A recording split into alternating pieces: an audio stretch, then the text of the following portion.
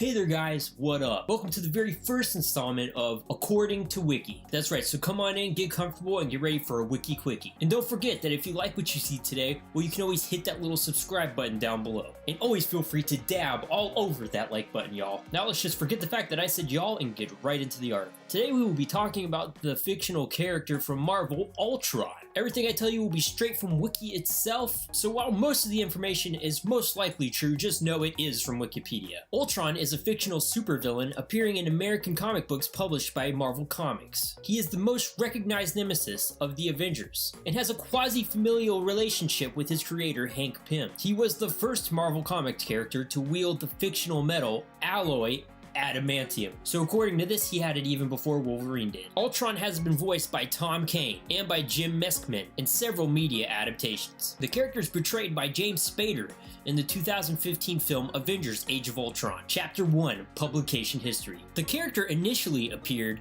as an unnamed character in a cameo in the Avengers number 54, 1968, with a first full appearance in Avengers number 55, 1968. ULTRON was created by writer Roy Thomas and artist John Buscema. And I gotta tell you guys, I am so sorry if I butcher any of these names in here. Thomas, who has acknowledged he finds naming characters difficult, said he liked the Tron suffix and went from there. Thomas said the idea of the character and his appearance were heavily based on Makino, an obscure robotic villain who appeared in an issue of the Captain Video comic book. Captain Video? You know what, guys, if you want me to make a video on Captain Video, let me know down in the comment box below. He liked the robot's malicious looking smile and showed it to Buscema. Chapter 2, Fictional Character Biography, 1960s. Although ULTRON first appears in Avengers number 54, 1968, the character is disguised for the majority of the issue as the Crimson Cow, with his face only revealed on the last page of the issue and no name given to the character. The character leads the Masters of Evil against the Avengers, having hypnotized Edwin Jarvis into working for him. In the following issues, Avengers number 55, August 1968, the character is identified as Ultron 5, the Living Automata. In Avengers number 57 through 58, October through November 1968, a flashback sequence revealed that ULTRON is the creator of the synthesized Vision as a weapon to destroy the Avengers. The Vision, having Wonder Man's brain patterns, destroys ULTRON with the Avengers' aid. Further flashbacks reveal that ULTRON is Hank Pym's creation and is based on Pym's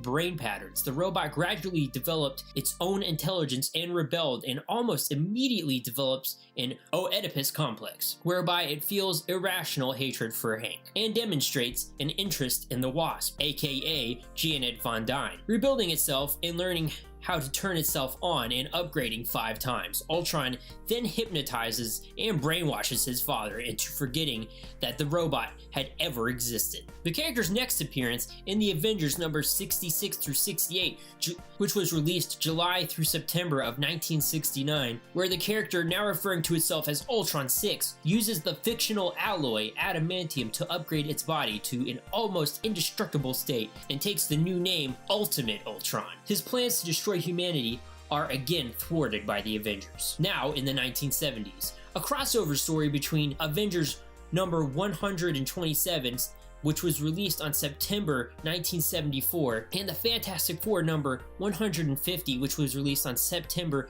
1974, features ULTRON as ULTRON number 7, recreated by Maximus with the body of the android Omega, attacking the wedding of the Inhuman Crystal and the Avenger Quicksilver, and battling the Avengers, Inhumans, and Fantastic Four before being destroyed once again. The character next appears in Avengers number 61 through 62, which was released July through August of 1977 as ULTRON 8, where he's responsible for Jocasta's creation as a robotic bride. Shortly afterwards, in Avengers number 170 through 171, which was released April through May of 1978, the Avengers, with Miss Marvel's aid, battle and defeat ULTRON 8. ULTRON in the 1980s. His next appearance, Avengers number 201 through 202, which was released November through December of 1980, as ULTRON 9, and in Marvel 2 and 1, numbers 92 and 93, which was released in October through November of 1982 as ULTRON 10.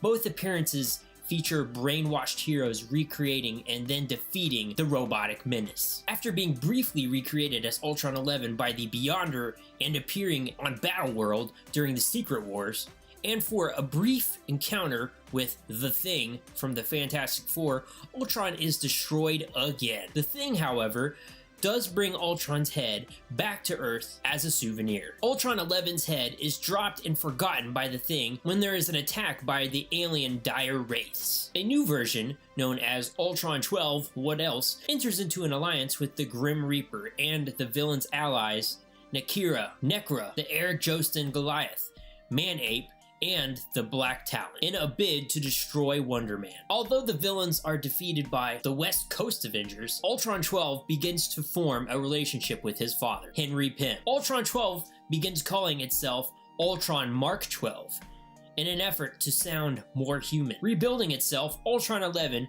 comes into conflict with Hank and Ultron 12. With Wonder Man's assistance, they destroy Ultron 11. Ultron 12 then deactivates, but tells Pym it was glad it could help save him. Ultron in the 1990s. Dr. Doom rebuilds Ultron using a combination of Ultron's previous personalities with a particularly strong dose of Ultron 12, believing this mix will make Ultron subservient. Instead, all 12 iterations coexist as separate personalities, resulting in a form of madness which cultivates with Ultron 12 mutilating himself in an attempt to remove some of his other personalities. Karnak, Daredevil, and Gorgon destroy Ultron by severing his neck cables. Another version known as Ultron 13 appears and is stopped by the West Coast Avengers after escaping captivity. This version attempts to obtain a new form of vibranium called New Form.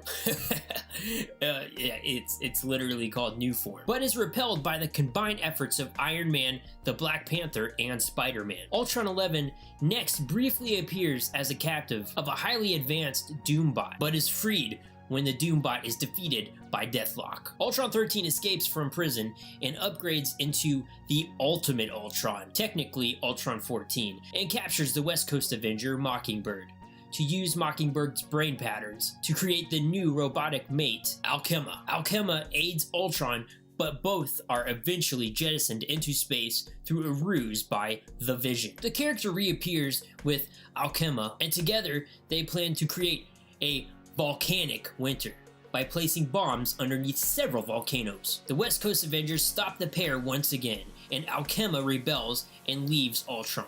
Another version, known as Ultron 15, is found by the Vision, but is discovered to have been infected by human emotion and is seriously deteriorating, displaying symptoms that resemble alcoholism, but like in robots. So like alcoholism, Tron, the iteration and Jocasta decide to explore the world with the Vision for a time. After a brief cameo appearance as Ultron 17, the character, with the aid of Ultron 16, slaughters the population of the fictional state Slornia, before once again being defeated by the Avengers. He just can't win when it comes to the Avengers. And I believe we have a typo here. It says being defeated by the Avengers, comma, Goliath using vibranium against him. Well guys, that will just about do it for this half. Be sure to tune in to part 2, where we are going to be covering Ultron in the 2000s, 2010s, his powers and abilities, and other versions of himself, as well as how he's covered in other forms of media, and of course how he's been received over time. I want to thank you all for watching, and if you have any suggestions for any future wiki videos you would like me to do, please leave those down in the comment box below, and please make sure to have yourself a good one.